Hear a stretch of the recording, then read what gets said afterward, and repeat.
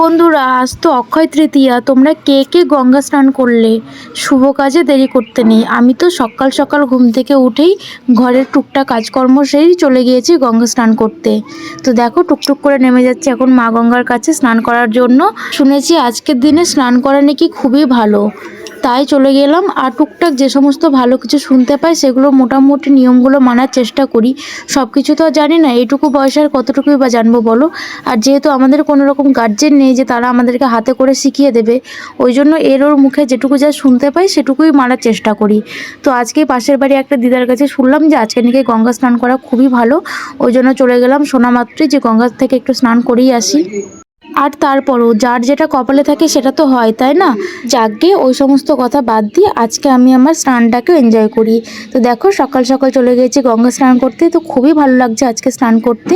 আর জলটা খুবই ঠান্ডা ছিল, তো অনেক আনন্দ করে আজকে স্নান করে বাড়ি এসেছি। আর জলটা দেখো কতটা পরিষ্কার, তো খুবই ভালো লেগেছে আজকে স্নান করতে।